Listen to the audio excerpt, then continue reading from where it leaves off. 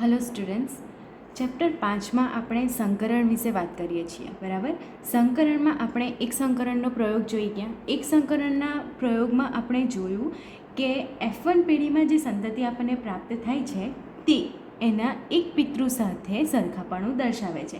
એટલે કે F1 પેઢીમાં આપણને બધા છોડ કેવા મળે છે? ઊંચા. અને એનું એક પિતૃ એટલે કે પિતૃ પેઢીમાં જે બે છોડ આપણે લીધા છે એમાંથી એક પિતૃ છે ઊંચા છોડવાળો અને બીજો પિતૃ છે નીચા છોડવાળો. એનો મતલબ કે F1 પેઢીમાં જેટલા છોડ આપણને મળે છે બધા ઊંચા મળે છે અને એ એના એક પિતૃ સાથે એ સંલગ્ન છે, એટલે કે એની સાથે સરખાપણું દર્શાવે છે. પરંતુ આજે આપણે જે ટૉપિકની ચર્ચા કરવાના છીએ, બરાબર, આજનો આપણો ટૉપિક છે સપ્રભાવિતતા. અને સપ્રભાવિતતા એ એક સંકરણના પ્રયોગથી કઈ રીતે અલગ પડે છે? તો સપ્રભાવિતતા એવી ઘટના છે જેમાં F1 પેઢી બંને પિતૃઓને મળતી આવે છે. બરાબર. F1 પેઢી જે છે આપણી એક કેવી છે? બંને પિતૃઓને મળતી આવતી. જ્યારે એક સંકરણના પ્રયોગમાં આપણે જોયેલું કે F1 પેઢી માત્ર એના એક જ પિતૃ સાથે મળતી આવે છે. તો આજનો ટોપિક આપણો છે સપ્રભાવિતતા. બરાબર. આજે આપણે વાત કરીશું સપ્રભાવિતતાની. તો સૌપ્રથમ તો એ આપણે યાદ રાખવાનું છે કે સપ્રભાવિતતામાં, બરાબર, જેમાં F1 પેઢી એ બંને પિતૃઓને મળતી આવે છે. તો એનો પહેલો પોઈન્ટ શું થશે કે F1 પેઢી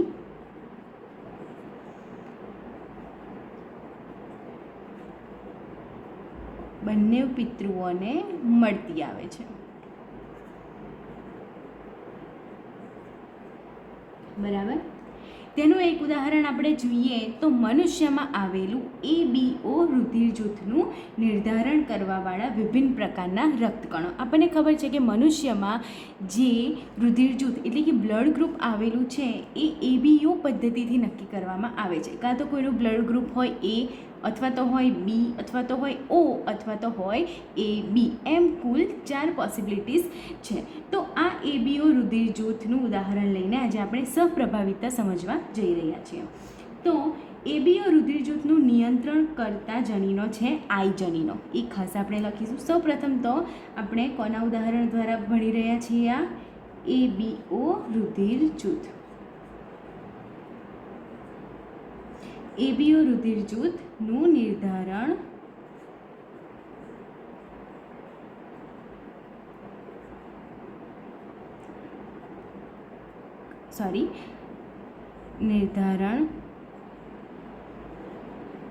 કરવાવાળા રક્તકણ. બરાબર. હવે આ જે રક્તકણ ઉપર કયા પ્રકારનું રુધિર જૂથ હોય એનું જે નિયંત્રણ છે એ I જનીન દ્વારા થાય છે. એટલે આપણે એ ખાસ લખીશું કે ABO રુધિર જૂથ, બરાબર, ABO રુધિર જૂથનું નિયંત્રણ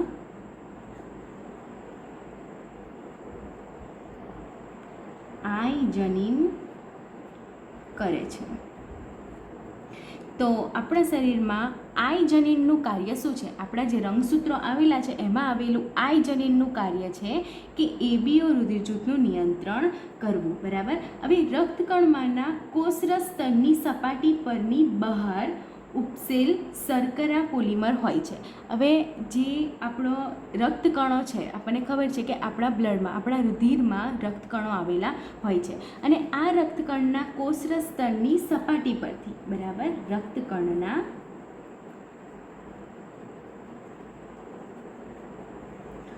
કોષ રસ સ્તરની સપાટી, રક્તકણના કોષરસ સ્તરની સપાટી પરથી બહાર ઉપસેલ શર્કરા પોલિમર હોય છે. એટલે કે એક શર્કરા હોય છે અને કેવા પ્રકારની હોય છે? પોલિમર પ્રકારની હોય છે. તો તો આવી એક શર્કરા આવેલી હોય છે, ક્યાં? રક્તકણના કોષસ્તરની સપાટી ઉપર આવી શર્કરા ઉપસેલી હોય છે. અને આ પોલિમરનો પ્રકાર કયો હશે તે બાબતનું નિયંત્રણ આઇજનીન દ્વારા થાય છે. બરાબર, તો આઇજનીનનું કાર્ય શું છે કે આ જે શર્કરા છે, આ શર્કરાનો પોલિમર કયા પ્રકારનો હશે એનું નિયંત્રણ કરવાનું. બરાબર, એ થાય છે નિયંત્રણ આપણા આઇજનીન દ્વારા. તો એ આપણે લખી દઈશું કે આ પોલિમર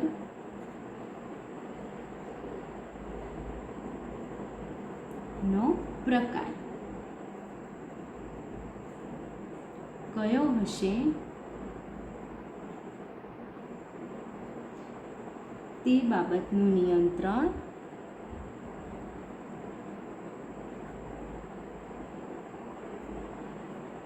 આઇજનીન દ્વારા થાય છે. બરાબર, તો અહીંયા સુધી ખબર પડી ગઈ કે આપણા બ્લડમાં એટલે કે આપણા શરીરમાં આવેલું રુધિર, એનું રુધિર જૂથ કયું છે એ બીઓ પદ્ધતિથી નક્કી કરવામાં આવે છે. અને ખાસ રક્તકણ, બરાબર, કેમ કે આ જે રુધિર જૂથ હોય છે એ રક્તકણ ઉપર હોય છે. હવે એબીઓ રુધિર જૂથનું નિયંત્રણ એ આઇજનીન દ્વારા થાય છે. આઇજનીન એનું નિયંત્રણ કરે છે. અને રક્તકણના કોષસ્તરની સપાટી પરની બહાર ઉપસેલ શર્કરા એટલે કે શર્કરા હોય છે અને એ પોલિમર હોય છે. આ પોલિમરનો પ્રકાર કયો હશે એટલે કે આ શર્કરા કયા ટાઈપની હશે એ બાબતનું નિયંત્રણ આ આઇજનીન દ્વારા થાય છે. બરાબર, હવે આ આઇજનીન વિશે આપણે વાત કરીએ તો આઇજનીન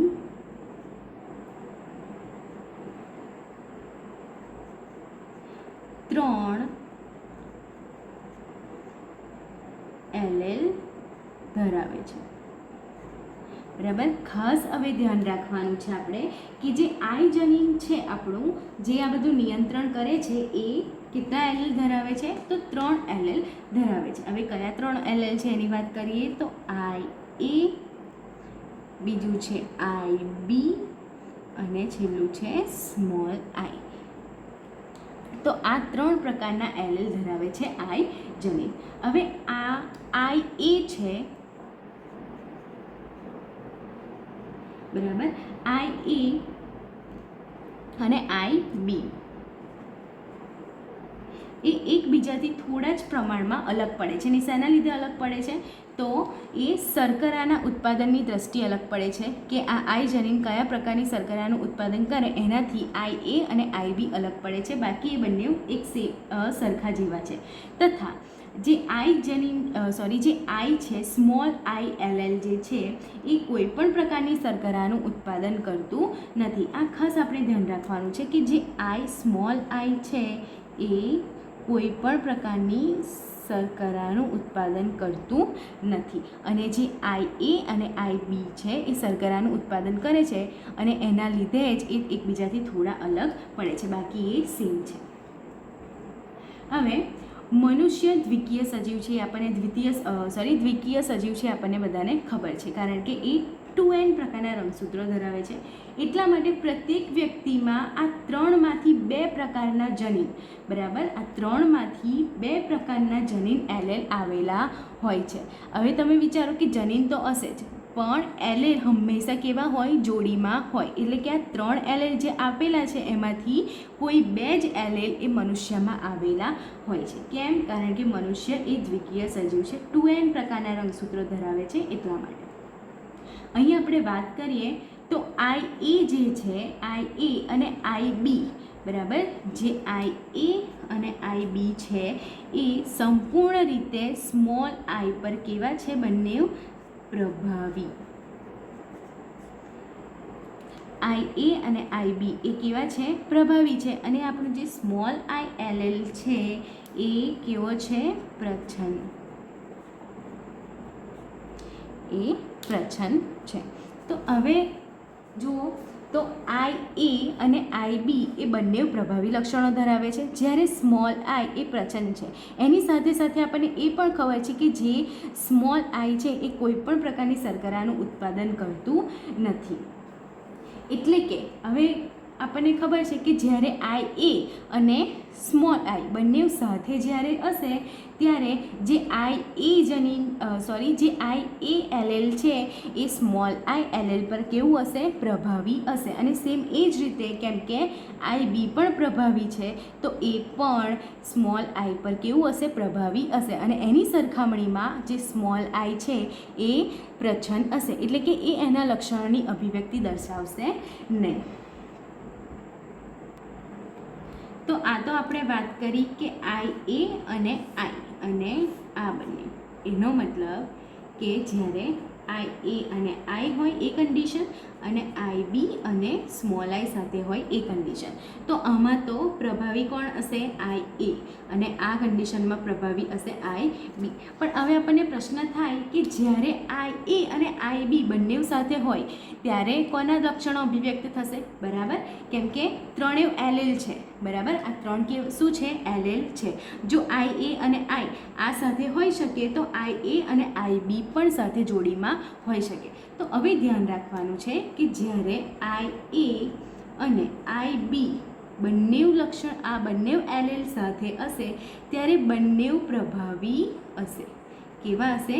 પ્રભાવી હશે. એટલે કે બંને પોતાના લક્ષણો પ્રદર્શિત કરશે, બંને પોતાના લક્ષણોની અભિવ્યક્તિ કરશે, અને એટલે જ આને સહપ્રભાવિતતા કહેવામાં આવે છે. સાથે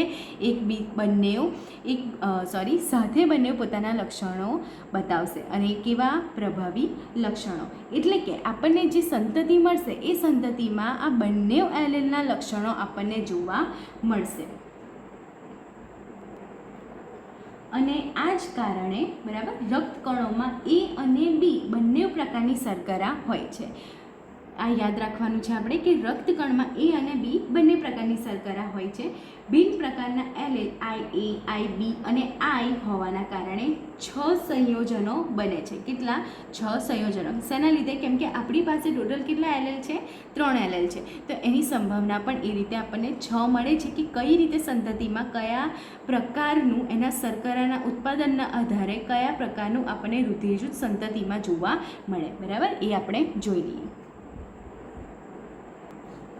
તો અહીંયા મારી પાસે એક ટેબલ છે. બરાબર, હવે આમાં આપણે જોઈશું કે કઈ રીતે આ સહપ્રભાવિતતા જોવા મળે છે કે જ્યારે IA અને IB બંને એક સાથે હોય ત્યારે કઈ રીતે બંને એક સાથે પોતાના લક્ષણોની અભિવ્યક્તિ દર્શાવે છે. તો સૌપ્રથમ આપણે અહીંયા લખીશું પિતૃ એકમાંથી એલેલ. બરાબર, અને અહીંયા આવશે પિતૃ બેમાંથી એલેલ. બરાબર, પિતૃ એકમાંથી જે એલેલ મળે છે એ અને પિતૃ બેમાંથી જે એલેલ મળે છે તે. એના પછી લખીશું સંતતિનો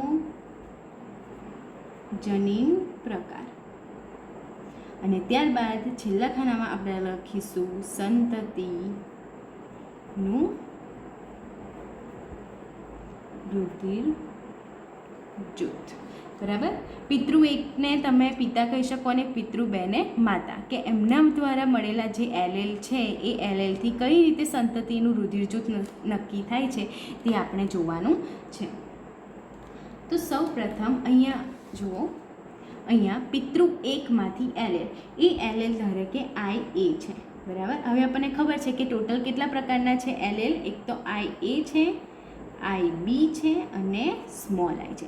તો પિતૃ એકમાંથી મળેલ એલેલ ધારે કે છે IA, અને પિતૃ બેમાંથી મળેલ એલેલ પણ છે IA. એનો મતલબ બંને સિમિલર છે. બરાબર, તો સંતતિનો જનીન પ્રકાર કયો થશે?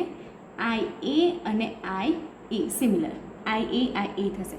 તો સંતતિનું રુધિર જૂથ એને કહેવાય એ પ્રકારનું રુધિર જૂથ, એટલે કે એ પ્રકારનું બ્લડ ગ્રુપ જેને કહી શકાય. હવે બીજી એક પોસિબિલિટી જોઈએ કે જો પિતૃ એમાંથી મળેલ એલેલ IA હોય અને પિતૃ બેમાંથી મળેલ એલેલ હોય IB, તો શું થશે? તો સંતતિનો જનીન પ્રકાર બનશે IA અને IB. હવે તમે વિચારો કે સંતતિનું રુધિર જૂથ કયું બની શકે, તો એ અને બી બંને સાથે પોતાના લક્ષણો અભિવ્યક્ત કરશે, એટલે સંતતિનું રુધિર જૂથ બનશે એ બી. બરાબર, ઘણા બધા લોકોનું રુધિર જૂથ હોય છે એ બી. બરાબર, તો આ રીતે પિતૃ એકમાંથી મળેલ એલેલ એ બી અને પિતૃ બેમાંથી મળેલ એલેલ જો આઈ એ અને આઈ બી હોય તો તેનાથી સંતતિનો જનીન પ્રકાર બને છે આઈ એ અને આઈ બી, અને સંતતિનું રુધિર જૂથ આપણને મળે છે એ બી. આ રીતે બીજા ઉદાહરણ જોઈએ કે હવે જો આપણી પાસે આઈ એ એલેલ છે અને તેની જોડે સ્મોલ આઈ એલેલ છે. હવે આપણને ખબર છે કે આઈ એ જે છે એલેલ એ સ્મોલ આઈ પર કેવું છે, પ્રભાવી છે. તો પણ આપણે એનો સંતતિનો જનીન પ્રકાર લખીએ તો શું થશે, આઈ એ અને સ્મોલ આઈ. હવે આપણને ખબર છે કે આઈ એ કેવું છે, પ્રભાવી છે, એનો મતલબ સંતતિનું રુધિર જૂથ બનશે ખાલી એ. બરાબર, અહીં સુધી ખબર પડી ગઈ. હવે આપણે બીજા બીના ઉદાહરણ, આ તો આપણે આઈ એ જોયું, હવે જોઈએ કે આઈ બી હોય તો કઈ રીતે. આઈ બી અને અહીં આગળ હશે આઈ એ, તો એનો જનીન પ્રકાર કયો બનશે, આઈ બી આઈ એ, અને સંતતિનું રુધિર જૂથ આપણને જોવા મળશે એ બી. બરાબર, હવે બીજી એક વાત કરીએ આપણે, આઈ બી અને આઈ બી. જો આ રીતે હોય તો એનો જનીન પ્રકાર બને આઈ બી અને આઈ બી અને રુધિર જૂથ હશે બી. બરાબર, સેકન્ડ લાસ્ટ આપણે જોઈએ, આઈ બી છે અને સ્મોલ આઈ. હવે પ્રભાવી કોણ હશે, આઈ બી, જનીન પ્રકાર લખીએ અને સ્મોલ આઈ તો આપણને મળશે રુધિર જૂથ બી.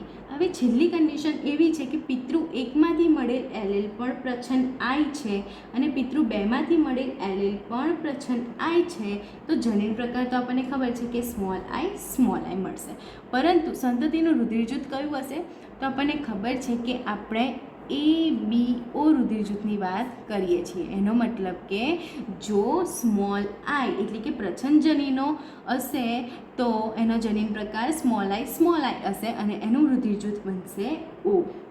બરાબર, હવે એક સિમ્પલ ટ્રીક અને યાદ રાખવાની તમને કહું તો પિતૃ એકમાંથી મળેલ એલેલ આપણે પહેલાં 3 પોસિબિલિટીઝ આઈ એની જોવાની છે, એટલે 3 વાર આપણે આઈ એ લખવાનું છે, ત્યારબાદ 3 વાર આઈ બી ને આઈ બી લખવાનું છે. છેલ્લી કન્ડિશન તો કોમન જ છે કે આપણને સ્મોલ આઈ મળીને ઓ રુધિર જૂથ કરવાનું છે, એટલે કે છેલ્લું તો યાદ રાખવાનું છે આઈ. બરાબર, તો 3 વાર આઈ એ અને 3 વાર આઈ બી લખ્યું. બરાબર, હવે આપણે આઈ એ બી આઈ એ રીતેનું લખી દેવાનું છે. યાદ તો ખાલી આપણે પિતૃ એકમાંથી લીધેલ એલેલ અને પિતૃ બેમાંથી લીધેલ એલેલ યાદ રાખવાનું છે. ટોટલ આપણી પાસે કેટલી કન્ડિશન થશે, ટોટલ 7 પોસિબિલિટીઝ થશે. બરાબર, તો પિતૃ એકમાંથી એલેલ કઈ રીતે યાદ રાખશો, આઈ એ 3 વાર, આઈ બી 3 વાર. બરાબર, આઈ એ બી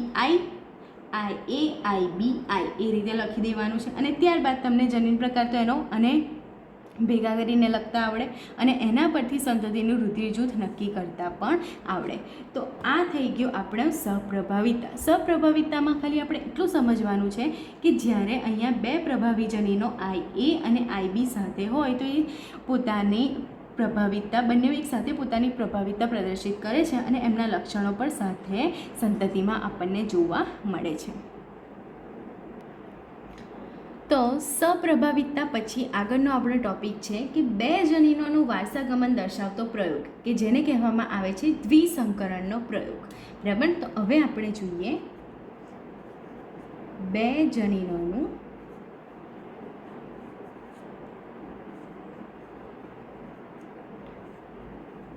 વારસાગમન દર્શાવતો પ્રયોગ કે જેને કહેવામાં આવે છે દ્વિસંકરણ પ્રયોગ. તમને યાદ હોય તો એક સંકરણના પ્રયોગમાં આપણે ફક્ત વટાણાના છોડના એક જ લક્ષણની વાત કરી હતી અને એ હતી એના પ્રકારની ઊંચાઈ. હવે 2 જનીનોના વારસાગમનનો પ્રયોગ એટલે કે દ્વિસંકરણના પ્રયોગમાં આપણે એ જ છોડના વટાણાના છોડના આપણે 2 લક્ષણોની વાત કરીશું. બરાબર, એક તો છે એ બીજનો આકાર અને બીજું છે એ બીજનો રંગ. તો જોઈએ કે કઈ રીતે મેન્ડલે દ્વિસંકરણનો પ્રયોગ કર્યો હતો. તો મેન્ડલે વટાણાના 2 ભિન્ન લક્ષણો ધરાવતા છોડ પર સંકરણનો પ્રયોગ કર્યો હતો. બરાબર, એ આપણને બધાને ખબર છે.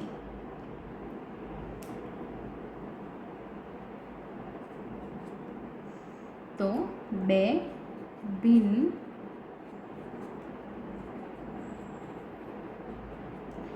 લક્ષણો ધરાવતા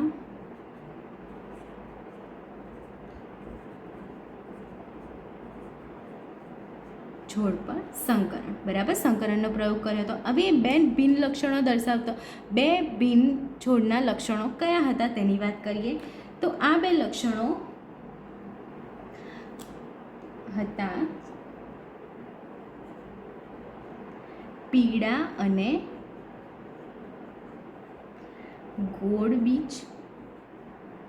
બરાબર, આ એક લક્ષણ કોઈ એક છોડનું શું હતું? પીળા અને ગોળ બીજ. અને બીજું હતું લીલા અને ખરબચડા બીજ. તો આ હતા 2 ભિન્ન લક્ષણો, અને એ પણ 2 અલગ અલગ છોડમાં. કે એક છોડમાં એમને જોવા મળ્યું કે કેવા બીજ હતા? તો પીળા કલરના અને ગોળ આકારના. તો બીજા કોઈ એક છોડ પર જોયું તો એના વટાણાના જે બીજ હતા એ કેવા હતા? લીલા કલરના અને ખરબચડા હતા. તો હવે પીળો રંગ ખાસ ધ્યાન રાખવાનું છે આપણે કે જે પીળો રંગ છે એ લીલા કલર ઉપર શું છે? પ્રભાવી છે. જે પીળા કલરના બીજ છે એટલે કે પીળો કલર જે છે એ લીલા કલર પર પ્રભાવી છે, અને સેમ એ જ રીતે જે ગોળ છે આકાર એ ખરબચડા આકાર ઉપર પ્રભાવી છે. હવે આપણે એની સંજ્ઞા જોઈ લઈએ કે કયા અંગ્રેજી મૂળાક્ષરો વડે તેને દર્શાવવામાં આવે છે. તો સૌપ્રથમ આપણે શેની વાત કરી કે પીળા અને ગોળ બીજ. તો તેને દર્શાવવામાં આવે છે પીળા બીજ એટલે કે યલો, એનો આવશે વાય. બરાબર, અને ગોળ એટલે કે રાઉન્ડ, એનો આવશે કેપિટલ આર. બંને કેવા લક્ષણો છે? પ્રભાવી લક્ષણો છે એટલા માટે. એ જ રીતે લીલા અને ખરબચડા બીજને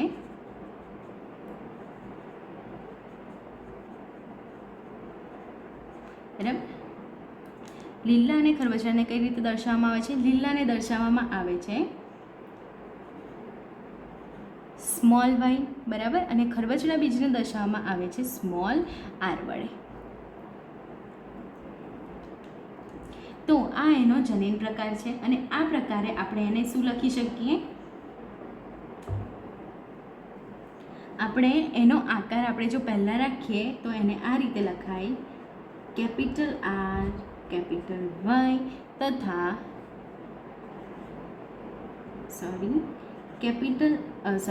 સ્મોલ આર અને સ્મોલ વાય. તો આ જનીન પ્રકાર થઈ ગયો પીળા અને ગોળ બીજનો, અને આ લીલા અને ખરબચડા બીજનો. હવે મેન્ડલે શું કર્યું? તો એને 2 પ્રકારના છોડ મળી ગયા, આ પહેલું અને આ બીજું. હવે કરાવ્યું એમની વચ્ચે શું?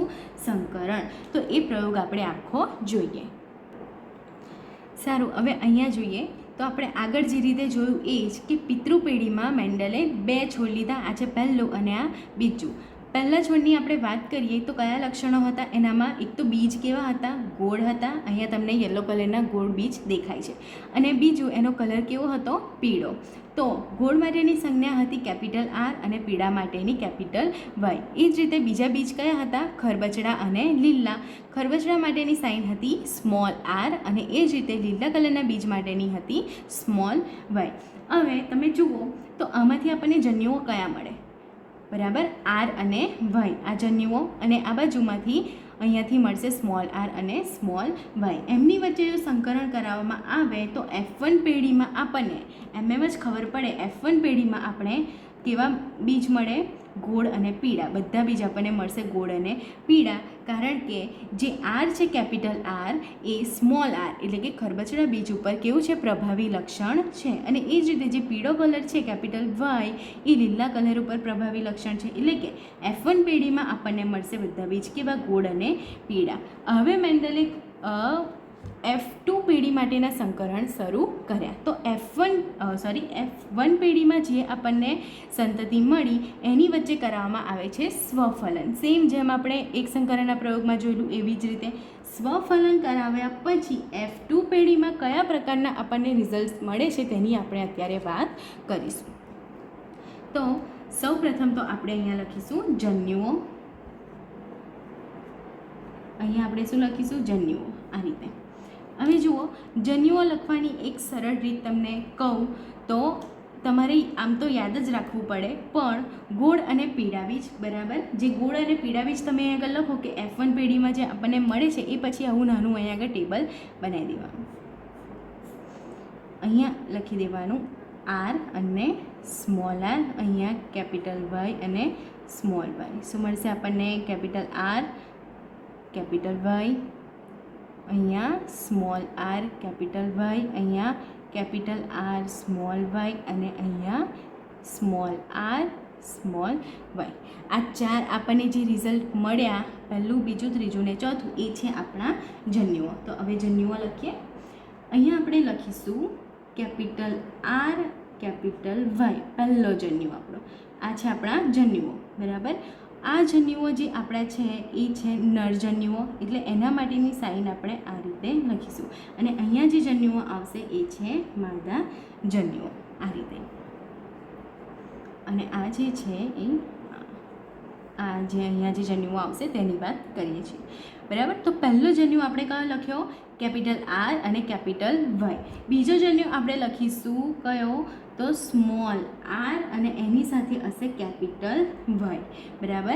એના પછી ત્રીજો જન્યુ આપણે કયો લખીશું? તો કેપિટલ R અને સ્મોલ y. એના પછી છેલ્લો ચોથો જન્યુ આપણે લખીશું આ સ્મોલ r અને સ્મોલ y.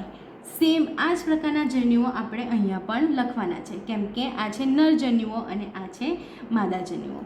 આ જ જન્યુ આપણે અહીં લખી દઈશું.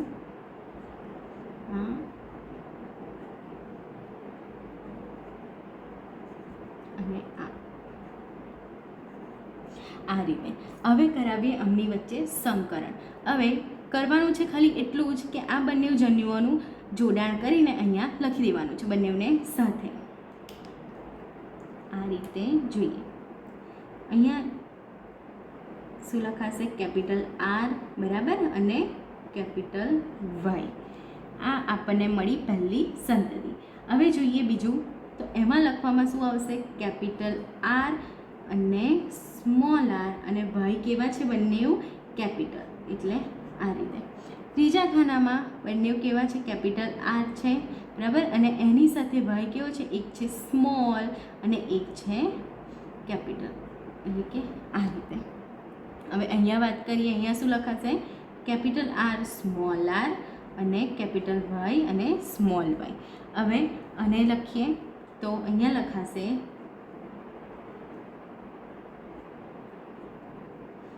અહીંયા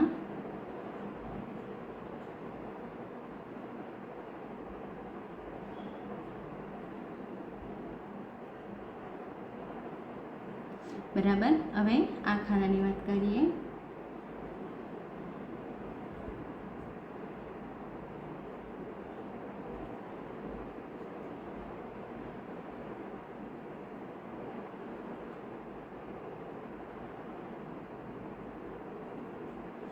લાસ્ટ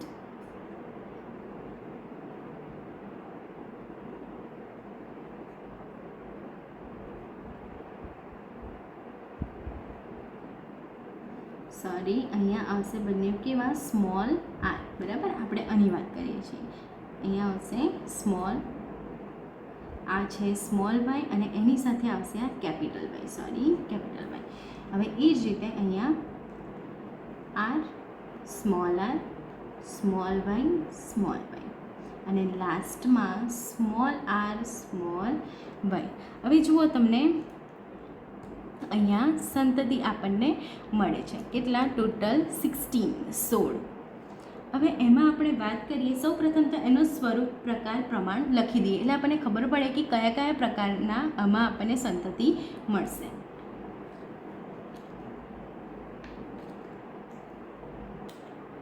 હું અહીંયા લખું છું.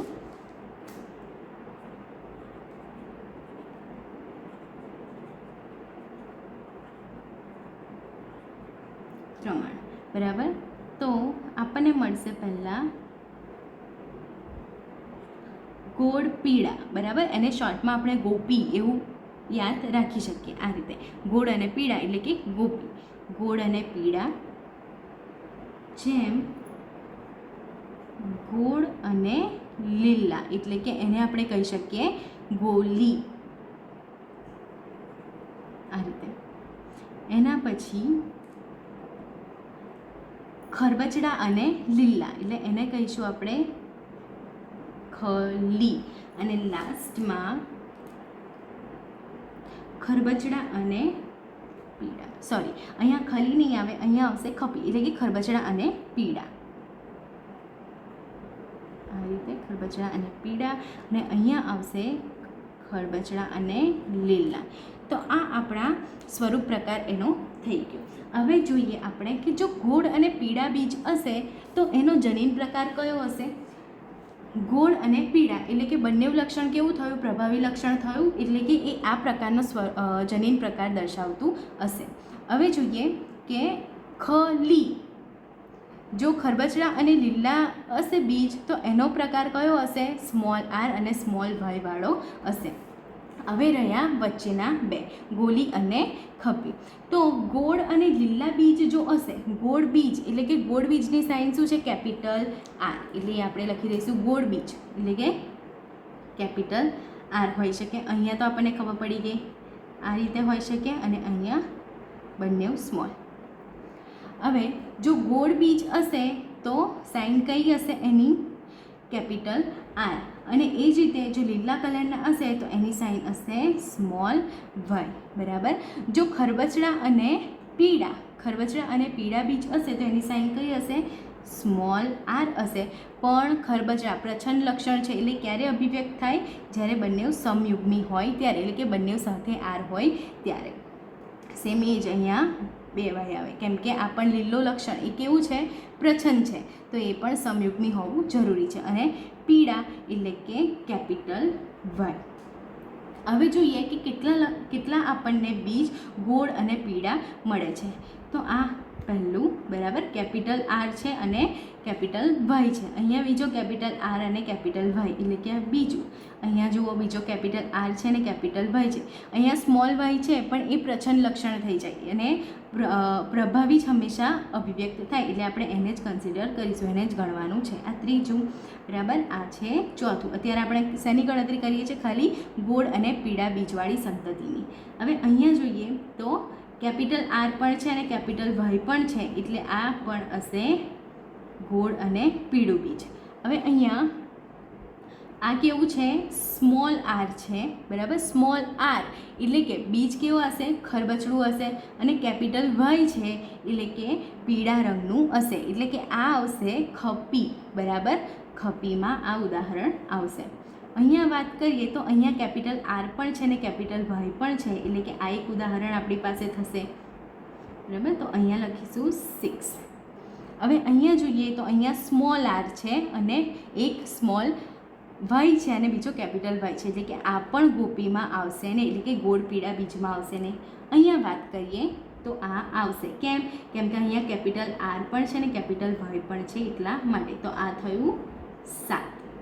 હવે અહીંયા જોઈએ તો આર અને વાય બંને છે કેપિટલ, એટલે આ થશે 8 બરાબર. હવે અહીંયા આર છે અને વાય છે, પણ કેવા છે? વાય છે એ સ્મોલ છે, એટલે આ ઉદાહરણ આવશે નહીં, આ પણ નહીં આવે. અહીંયા જોઈએ તો અહીંયા કેપિટલ આર છે અને કેપિટલ વાય પણ છે, એટલે આ એક થશે 9. એટલે કે ટોટલ આપણને ગોળ અને પીળા બીજ કેટલા મળ્યા? તો 9.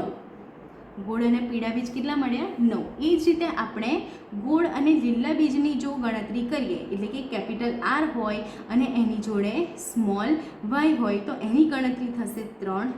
એ જ રીતે આપણે ખપી એટલે કે ખરબચડા અને પીળા બીજની ગણતરી કરીએ તો એવા આમાંથી થશે 3, અને ખરબચડા અને લીલા, એટલે કે બંને કેવા હશે? પ્રચ્છન્ન લક્ષણવાળું. આ રીતે સેમ આ પ્રકારનો જનીન પ્રકાર હોય જે આપણને અહીંયા લાસ્ટમાં મળે છે, બરાબર, કે સ્મોલ આર અને સ્મોલ વાય સમયુગ્મી, તો એવા હશે ફક્ત એક.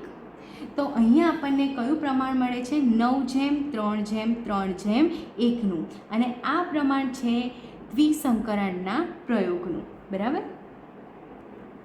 તો આ છે આપણો દ્વિસંકરણ પ્રયોગ, બરાબર. ખાસ યાદ એ રાખવાનું કે આને દ્વિસંકરણનો પ્રયોગ કેમ કહેવામાં આવે છે? કારણ કે આમાં વટાણાના છોડના 2 લક્ષણોનું એકસાથે સંકરણ કરાવવામાં આવે છે, એનો આકાર અને બીજું રંગ. આ જ તમે પુનેટ સ્ક્વેરની મદદથી પણ દોરી શકો. પુનેટ સ્ક્વેરની મદદથી અને દોરવું હોય તો કંઈ નહીં, આ જે છે પેજ એને તમે થોડું આમ કરીને જોશો તો આ આપણું છે પુનેટ સ્ક્વેર. સેમ આ જ રીતે તમે બુકમાં જોશો તો બુકમાં આ રીતે અહીંયા જન્યુઓ આપેલા છે, બરાબર, અને આ રીતે પુનેટ સ્ક્વેર છે. એમાં પણ સેમ આ રીતે બંને રીતે કરી શકાય. આ મેં ટેબલના ફોર્મમાં દોર્યું છે, તમે પુનેટ સ્ક્વેર પણ દોરી શકો. હવે આપણે વાત કરીએ આપણા છેલ્લો ટોપિક, એટલે કે આજના લેક્ચરનો છેલ્લો ટોપિક, કે જે છે મુક્ત વિશ્લેષણનો નિયમ. હવે આપણે વાત કરીએ મુક્ત વિશ્લેષણ કે મુક્ત વહેંચણીનો નિયમ. એને મુક્ત વિશ્લેષણનો નિયમ અથવા તો મુક્ત વહેંચણી બંને તરીકે એને ઓળખી શકાય છે. તો મુક્ત વિશ્લેષણનો નિયમ એ દ્વિસંકરણ આધારિત છે. કઈ રીતે જોઈએ આપણે? કે મેન્ડલે દ્વિસંકરણના પ્રયોગ પરથી શું કન્સિડર કર્યું, કે શું અવલોકન કર્યું? તો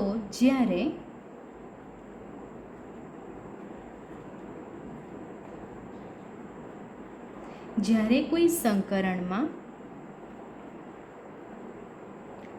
લક્ષણોની 2 જોડ, બરાબર, લક્ષણોની 2 જોડ લેવામાં આવે છે, કે જે આપણે દ્વિસંકરણના પ્રયોગમાં લીધી હતી. લક્ષણોની કેટલી જોડ? 2 જોડ. તો જ્યારે કોઈ સંકરણમાં લક્ષણોની 2 જોડ લેવામાં આવે છે ત્યારે કોઈ એક જોડનું લક્ષણ, બરાબર, ત્યારે કોઈ એક જોડનું લક્ષણ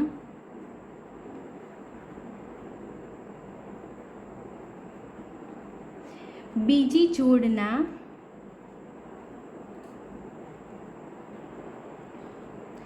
લક્ષણથી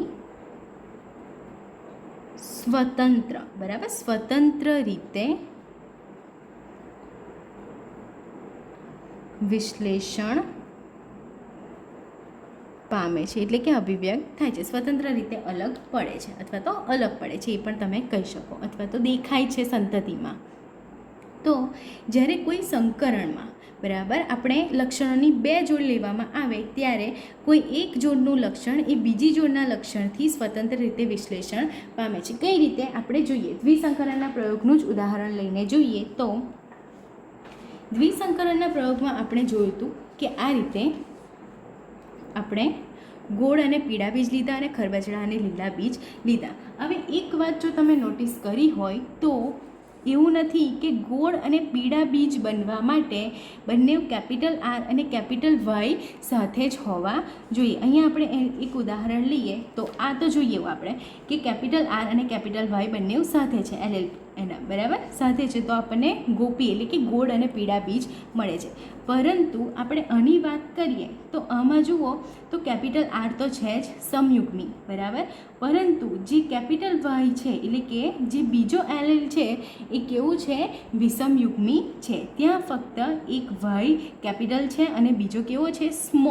સ્મોલ વાય. એનો મતલબ એ લીલા કલરને પ્રદર્શિત કરે છે, પરંતુ એની સરખામણીમાં જે વાય છે, બરાબર, એ કેવું છે? પ્રભાવી લક્ષણ છે, એટલે એના પર પ્રભાવી થઈને એ પીળા કલરના બીજ આપે છે.